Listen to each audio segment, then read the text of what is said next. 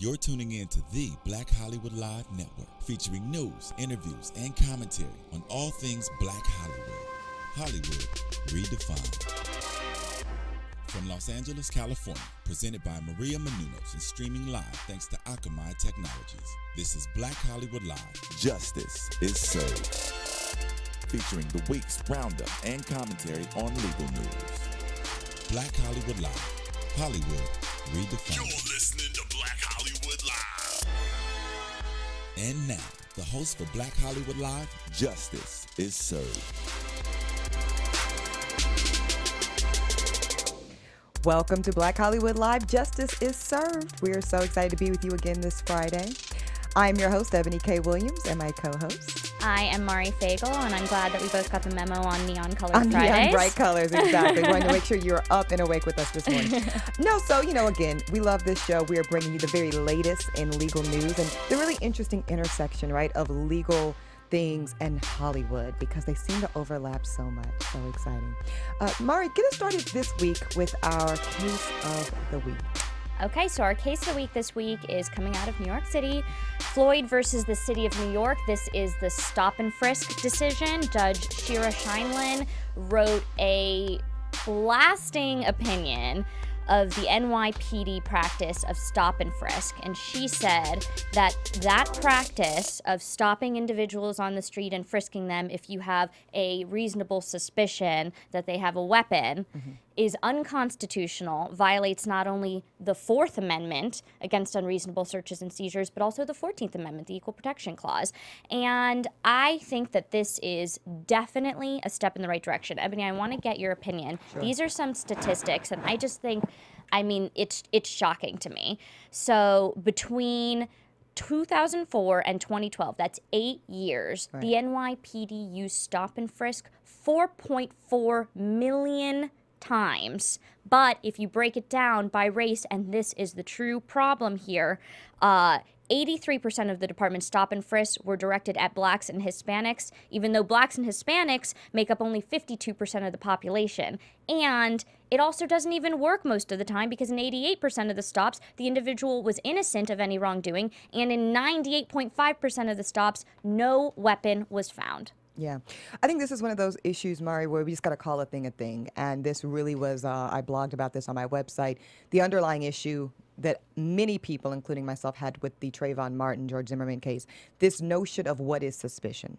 And pursuant to those statistics you just read, it becomes really obvious with those numbers and the way black and brown people are disproportionately affected by these things, that black or brown skin seems to be what is suspicious in and of itself. And the problem with stop and frisk before, and what has led to this decision, is what we call this boilerplate language that really allows officers to justify the stop with anything. Just, there is no standard as to what is reasonable suspicion. And that term reasonableness, we see it all the time in the law. And what it is, it's this safety net, it's this threshold to make sure that things have some accountability. And when you take away the reasonableness of the suspicion, then you've got numbers like that, where 88% of the time you're stopping people and you're not recovering anything, because truthfully, what was so suspicious about their behavior to begin with? Being a minority in this country is not in and of itself suspicious, and I think that's what this opinion is getting to. I think that this opinion, I'm saying it's a step in the right direction, because I think this is something that eventually the Supreme Court needs to address. Because what this is all stemming from is a 1968 opinion coming out of the Supreme Court, Terry v. Ohio. Yes, Terry, stop. What it said was that an officer can stop someone if they have reasonable grounds to suspect the person is committing, has committed, or is about to commit a crime. And that narrow exception has opened the door, opened the floodgates for all of these stop and frisks. And the Supreme Court needs to come up with some more defined language. What is a reasonable suspicion that someone's about to commit a crime? And so I will point out one thing that the city is saying. The city claims that the judge is biased here because she steered this case into her courtroom. She's a very liberal judge. She tried to get this case into her courtroom by combining it with an earlier case, and that's their grounds on appeal. I don't mind that it's going to be appealed, because I want it to reach higher levels. I want the Supreme Court to finally say and carve out this exception more narrowly, because this is too broad. It opens the doors. I also want to read to you what Mayor Mike Bloomberg said, just because, I mean, people have very strong opinions on this and strong language when it comes to stop and frisk. He said, "You're not going to see any change in tactics overnight," in reaction to the decision. He said he hoped the appeal process would allow the current stop and frisk practices to continue through the end of his administration because, quote, "I wouldn't want to be responsible for a lot of people dying." So it's that fear. He's bringing up that fear. It's fear-mongering. And that's the thing, because like you said, Terry v. Ohio is where this all comes from. And Terry was designed to protect officer safety. People forget that's the point of Terry, where you get to briefly detain in order to circumvent any reasonable suspicion of fear. But again, when you start looking at the language in these affidavits, Mari, for where officers are citing stop and frisk, you're not seeing any language that shows, that's why the officer was afraid. That's, these magic keywords, they're just not there. So that's why people have such a problem with it. But I'll tell you, I agree, I'd like to see it more narrowly defined and narrowly tailored. This Supreme Court we have makes me nervous. I don't know if I want these 9 justices revisiting this issue. I almost would rather it be put out until perhaps President Obama has an opportunity to put somebody in Ginsburg's seat. I don't know, do something. These people make me nervous. I don't trust this bench. But they make me nervous in their voting rights decision, but then the very next day they struck down DOMA. So it's hard to tell. They're unpredictable, but yes, they do make me nervous. Very inconsistent. But and like you said, it's too broad. The language that these police officers were using in their reports for claiming reasonable suspicion is there was a bulge. You want to know what the bulge was? It was a wallet or a cell phone most of the time. Yeah, so because someone has a bulge in their pocket and it's a wallet or a cell phone, these cops have the right to stop you and frisk you and humiliate you and lead you to fear the police and resent the police. And I think that's the problem. The only issue I take with this current decision is, I mean, she's launching a reform program to try to reform the stop and frisk tactics, and I'm just not sure how successful it will be. I really think the key to this and the answer to this will be getting the Supreme Court to narrowly define it, because this pilot program in 5 different precincts starting out, these cops are going to be wearing cameras like on their vests or on their uniforms, and these cameras are going to be recording these interactions. Well, guess what? Those cops wearing those cameras are going to be way more careful, and it's not going to be a good indication of what cops on the street are really doing. And so I'm not sure how these reforms are really going to make a difference. No, it's cherry picking. I mean, ultimately, it's like you said, the language has to be reconstructed in a narrow way that, again, makes officers so that when I put an officer on the stand, right, and we're at trial and I'm talking about, you stop my client, I want you to articulate for me very clearly, for me and the judge and potentially this jury, what about my client aroused your suspicion to the level where you felt the need to detain him? And very rarely do you get anything other than this boilerplate generic language. And often this is the kicker, and they let this stand all the time, and it was so frustrating to me. Well, there was a suspect matching your client's description. So now all black and brown people look alike, so if you see one, then now all of a sudden they're all suspicious. It's BS and it's crap. Yeah, and you know what? I really praise this judge for, I mean, this wasn't just a judicial opinion. This was really, she had some harsh words for the NYPD. And, you know, I think she did a great job. I think that she's standing up for justice. I think that, yes, there may be some issues of bias, and we'll see that on appeal, but I want it to be appealed anyways because like I said, I applaud her for the strong language she used in the opinion, because this is a conversation that we need to be having. I agree with that, Mari, but I have to play a little devil's advocate on that. While I like her decision, I get worried, though, when I see judges doing too much of that, because you have to be careful. You can't use the bench as a political platform.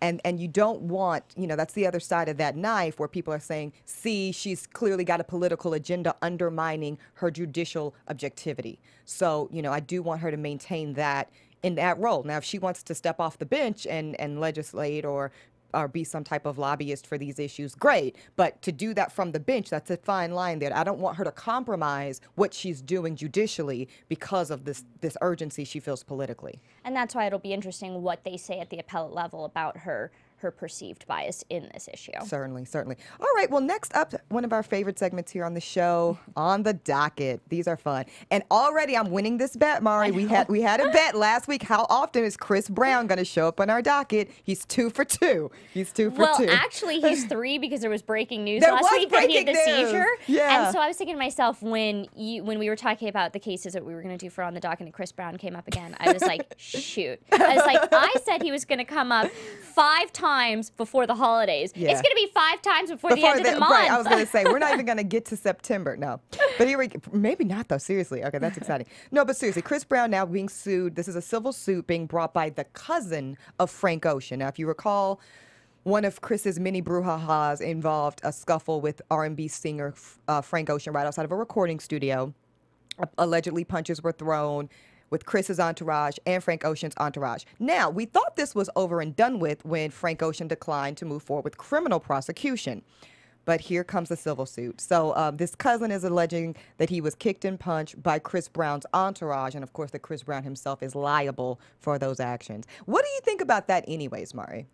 First of all, Frank Ocean suffered a hurt finger. This was from a parking spot. Chris Brown stole Frank Ocean's parking spot. Oh my God, how terrible. And he's claiming, this cousin now, how many months later? It happened in January, Exactly. so 7 months later is claiming he suffered a concussion as well as humiliation and mental anguish. Ebony, is that not terrible? Is that not terrible? Yeah, because I'm so embarrassed every time I lose a parking spot. It's so stupid, right?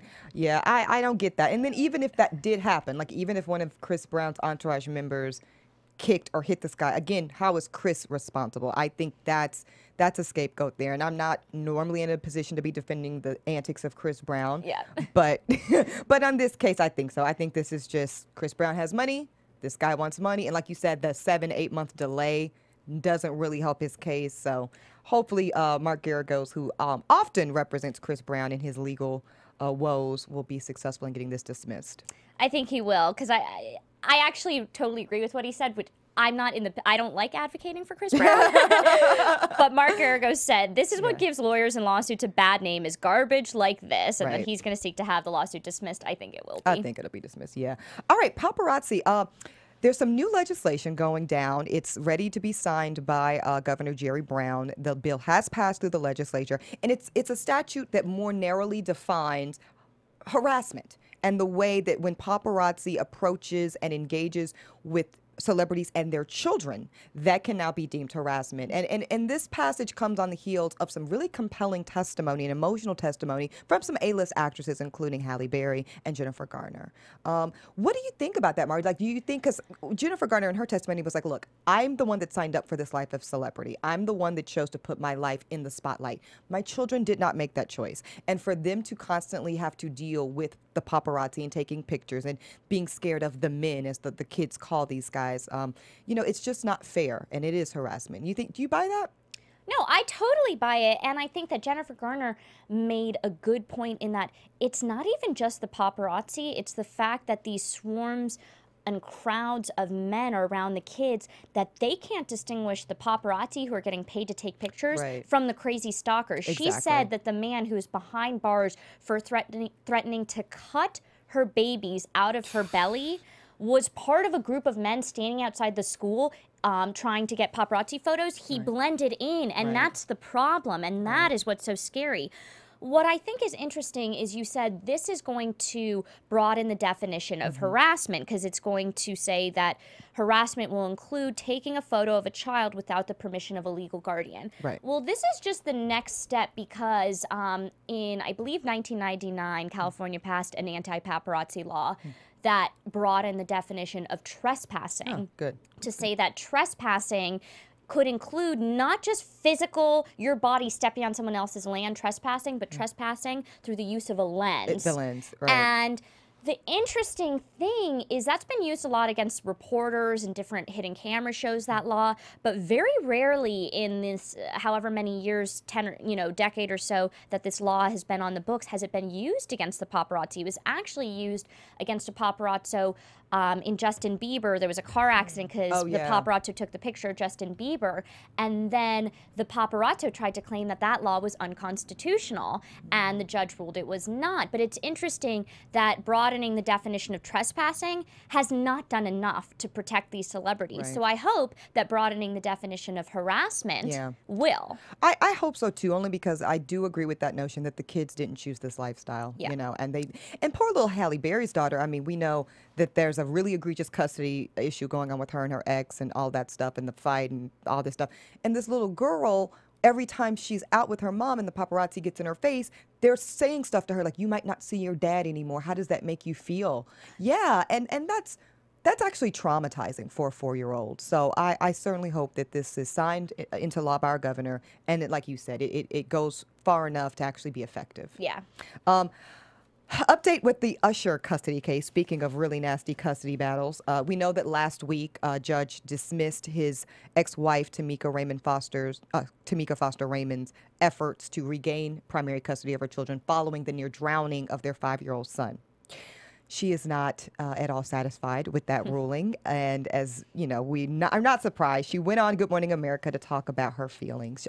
She basically said she didn't blame Usher for it happening. This is interesting that she says next.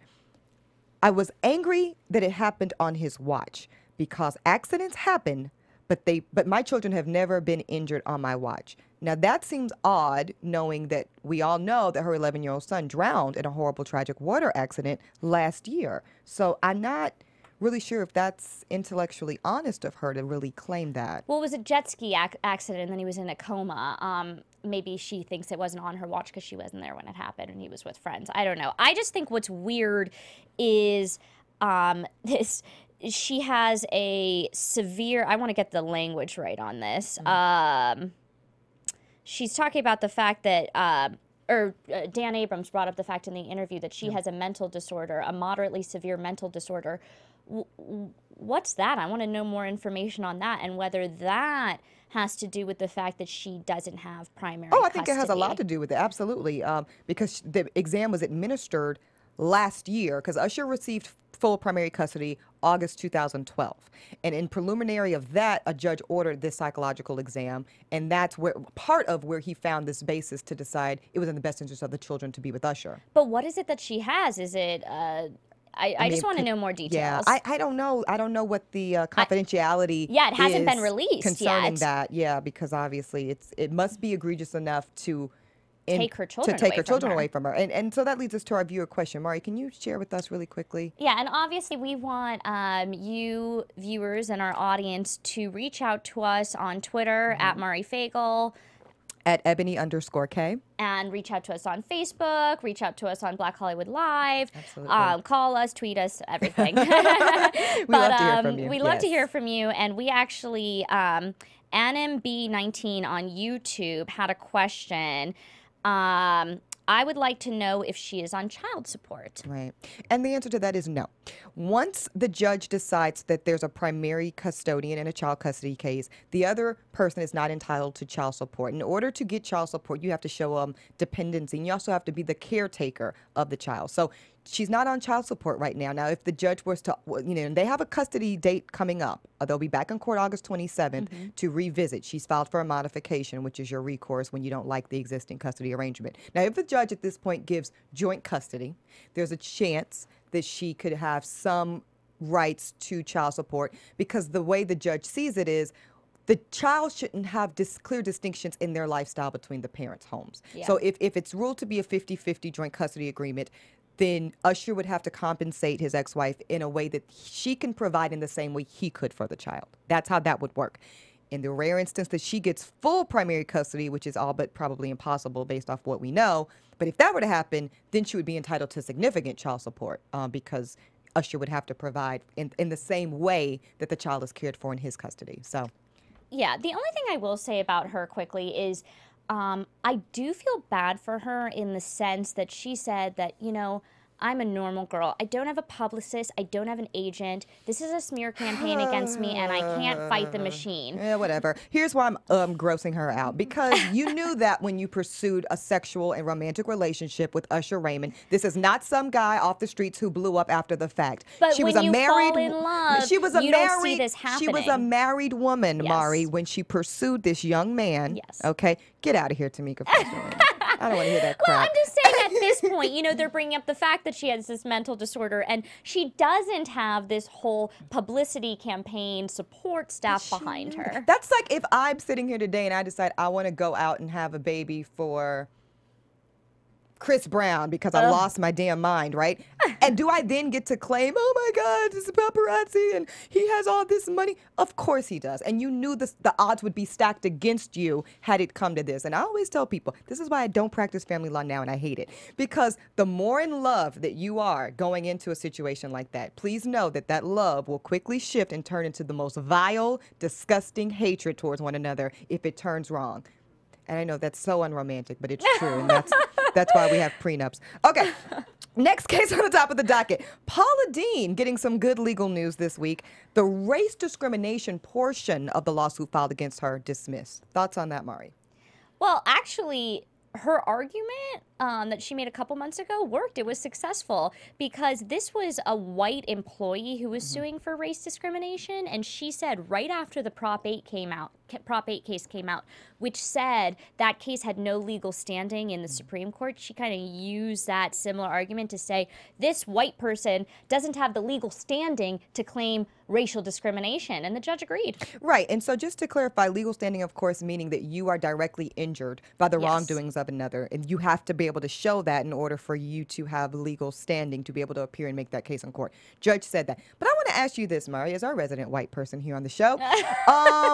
Really seriously, if you're in a workplace and you hear your boss making racially derogatory comments about black people, Hispanic people, Asian people, maybe homosexual people, are you uncomfortable by that? Yes, because I think it creates an uncomfortable environment for everyone. Right. So based off that, and most people I know who are not black would respond similarly. And I'm a black person. If I heard somebody making a joke about Hispanic people, I'm uncomfortable by that. I don't have to be Hispanic to be offended by that. So I think this is a BS argument, and I think it can actually be appealed. Not to mention that this white woman, yes, she is white, but either her niece or daughter is biracial. Yeah. So again, you know, in this culture that we live in, we don't live in isolation of race. And just because I happen to be a race doesn't mean my family members or husband or whoever could not be of that same race. So I think that's crap, honestly. Well, I think it's brings up an interesting discussion that needs to be had on, so this issue of standing, if you're not directly injured, well, what does directly injured mean? Right. And, you know, we need to have a conversation about this. So does that mean that white people cannot sue for discrimination in any situation like this ever? Does that mean a black person can't sue in the opposite scenario? I think that needs to be revisited as well, and I would not be surprised if this was appealed. Now, that said, this doesn't mean the end for Paula Deen. This lawsuit goes on because some of the other claims were based off of sexual harassment and gender discrimination and a couple of other things that weren't race-based. As far as I'm concerned, the lawsuit is the least of her worries at this point because the deposition in which she used the word she should have never used brought down her empire. So this lawsuit, yeah, it may be a small victory for her at the end of the day, but this lawsuit, I mean, she has lost so many endorsements, rightfully so, because the truth came out in a deposition. In a deposition. I mean, we're here on, you know, Justice is Served, and we love the law, but there's the law of courts, and then there's the law of public opinion, and we all know where Paula Deen sits with that second one. Great. All right, we are joined in studio by a very special guest this week, Miss Julia Thomas. She has been to every single day. We are snatching her from court today. But other than today, she has attended every single day of the Michael Jackson family's trial against AEG. And she also attended every single day of the Dr. Conrad Murray trial. Most days. Most days. All right. Thank you and welcome, Julia. Thank you. Welcome. Hello. Actually, so I met Julia 2 weeks ago when I was at the trial. I was there for the day of his former security guard, the head of security. I love Peru. And I just thought you were so interesting because, I mean, you have an opinion on everything. So you know, you quiet it down for the courtroom, and you come in every day with your shirts dedicated to Michael Jackson, Yes. and you have strong opinions about these testimonies and each of these witnesses. So first, I want to ask you this week. Okay. Was very interesting testimony. This was Debbie Rowe, the mother of Michael Jackson's, of Prince and Paris, his 2 children, 2 of his 3 children, and his former wife. Tell me about that testimony. It was very, very riveting. First of all, she was the defendant's witness, and she came in. First of all, she didn't want to come in, she admitted. When Miss Catherine's assistant called her to testify on their behalf, she hung up in her face. So they had her served, thinking that she would be a very riveting witness for them because, you know, she was Arnold Klein's nurse for 18 years. And Arnold Klein was one of Michael Jackson's doctors. Yeah, he was his dermatologist. And so they thought that she would have a lot of testimony about his drug use, you know, what he received. Did he receive propofol there? You know, when he began receiving propofol and this type of thing. Well, she got on the stand and she basically cried most of the time. She went out and explained how Michael had this low pain tolerance. He could only go up to a 3. He had these scalp burns. He had that being fixed, you know, with plastic surgery, balloons being entered into his head. He had nose problems. He had to get collagen. It was just very excruciating pain for him. He had back pain later on in life.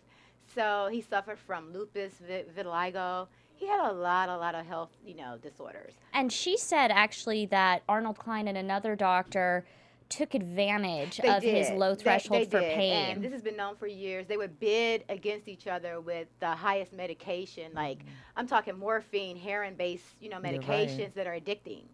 And so this played a big part in Michael's addiction, his pain addiction and the medication. And he was scared of pain. So that played a big part. Can you tell me what the jury's reaction was like and what Katherine Jackson's reaction was like? The jury paid very, very close attention to Debbie. She had a lot of good information. She was very entertaining at times.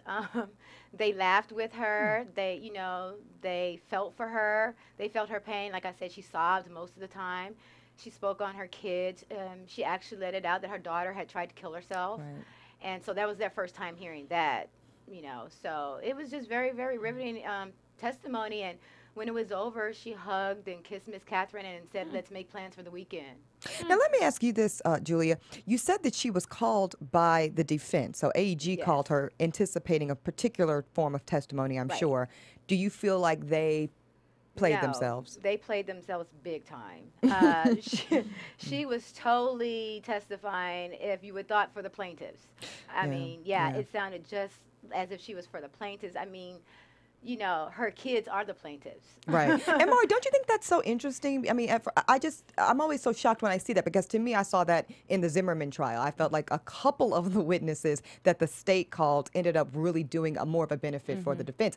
And it's so annoying to me because we prep these witnesses beforehand. We have opportunities to interview them. You should never put a witness on the stand unless you pretty much know already what's going to come out of their mouth. The problem with a lot of these witnesses in the Michael Jackson case is they say some things that AEG wants them to say, in that AEG wants it to come out that Michael Jackson was a drug addict because they want it to come out that Michael Jackson was the one telling Conrad Murray, I want the propofol. He was the one who was controlling Conrad Murray and not AEG. There's a leap there. You can be, he's a drug addict. Okay, good, I got you.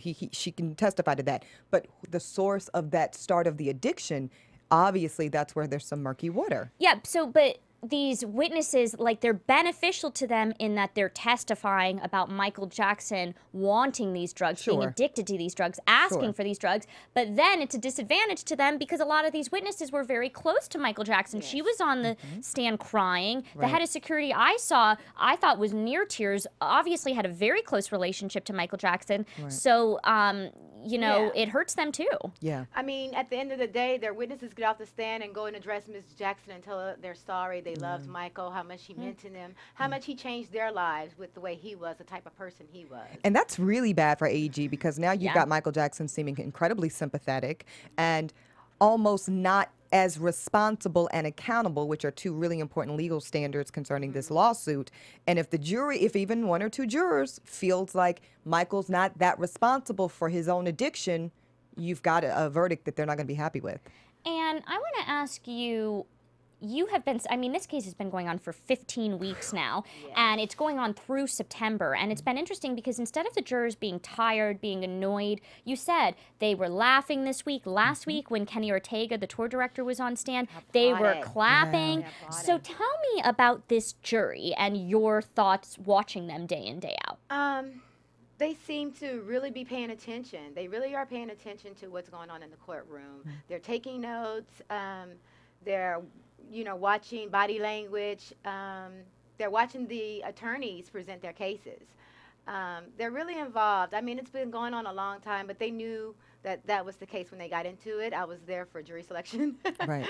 So, it explained that this could go on for a while. And so they were prepared. And the next couple of weeks will be like 2-3 days on and 2-3 days off, because now we're getting to the part where the judge has more to do. Got it. Because it was only based for like, 2.5 months, 3 months, and it's being extended because just the cross-examinations and everything is taking so long. Like some witnesses are getting up there for like 2 and 3 days. So it's really Julia, can you tell us about the diversity of the jury in terms of gender and age and race? Let's see. I think we have 2 Afro-Americans, male and female. We have, let's see, Asians. We have, I'll say maybe 4. Okay. We have maybe 3 Latinos. Okay. And then the rest. So very are culturally diverse. Very culturally diverse. And age-wise as well? Age-wise, I don't really see any 20-year-olds. Maybe like 3 or 4. Okay. But the rest are most likely 40s, Okay. 50s. Okay, cool. That's good. I always like to see a really nice, diverse jury. I think it's very a proper diverse. sampling of, the peers. And that's, one major Yeah. problem I had with the jury in the Zimmerman case. I just felt like it, not only just the fact that there weren't any black people on it, just the all women, just so many things. It just, to me, wasn't a nice, Well, my reflective understanding sampling. here is that we only need 9. Right. 9. 9 It's jurors. 12 jurors, but only Yes. 9 on each ruling. Yeah. Okay, excellent. Yeah. Yeah, jury, I mean, I've said it before, and I'll say it again, jury selection, most critical part of any trial. Most critical part. You win or lose at jury selection. And it's interesting making those judgments on these people and how you think they will decide a case just through, the jury questionnaires. This was a big jury questionnaire going into this case. Well, they had to make sure, I guess they had to rule out Michael Jackson fans. Right. And How much would you have given to be on the jury, I would right? have never made it. It would have been so obvious. Well, actually, that's what I want to ask you. Why, this has been 15 weeks. Conrad Murray case went on for a while, and you went to most of that. Why do you come to these trials? I grew up with the Jacksons, and I have been a Michael fan. I mean, he has just changed my life so dramatically. Yeah, he was a good person, a great humanitarian. He's taught me. I do a lot of, work with the homeless and on Skid Row and everything because of Michael and what Michael's taught us to love people. You don't treat anybody bad. I mean, we call it being like Michael, Michael-like, and so. He's just taught you so much over the years, and he was a very, very misunderstood person. And he just got a lot of backlash that was just so unnecessary. He was such a giving person, and in the end, they truly used what he loved the most to torture him and destroy him. Interesting. Well, thank you so much for being with us, Julie. We really appreciate that. Was such great firsthand insight that you were able to share with us. Thank you so much. Problem. All right, so we've got a tipping the scales question this week, Ms. Mari. Yeah, so this was interesting. So in a dispute between a mother and a father over the baby's last name, this was an unwed mother, and it was a dispute over whose last name the baby would take. This judge ruled that the baby's first name cannot be his first name. He was named Messiah. And this judge said that Messiah is reserved for one person and one person only, and used her role on the bench. We were talking about earlier your views on judges using their own personal beliefs and using the bench as a way to advocate for those beliefs. She used her power on the bench to say that this baby legally cannot be named Messiah. Wow. So our viewer question of the week is, Wow. what do you think? And, you know, I Yes. got some interesting, I asked some people on Twitter about this, and I got some interesting reactions, because a lot of people don't like the name, Right. but they still don't think that this child cannot legally be called that name. A lot of people talk to me about Northwest. Right. And how that's a worse name, but you know, Kim Kardashian and Kanye, they have the right, the legal right to name their child that. Right. So, tipping the scales, tweet us, Facebook us, reach out to us. Absolutely. And Can't let wait to us see know these what you responses. think of this judge's ruling that this baby cannot be named Messiah. Excellent. I can't wait to see your responses, everybody. Well, that's it for this week's edition of Justice is Served. We are going to have so much more for you next week. And again, here's to predicting Chris Brown will show up again on our docket. Awesome. Thanks for joining us, guys.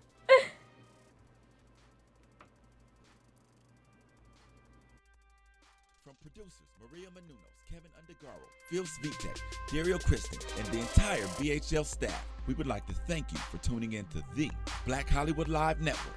If you have questions or comments, tweet us at BHL Online or email us at info@blackhollywoodlive.com. For more exclusive content, visit blackhollywoodlive.com. This has been a presentation of the Black Hollywood Live Network. Hollywood redefined. The views expressed here are those of the host only and do not necessarily reflect the views of BHL or its owners or principals.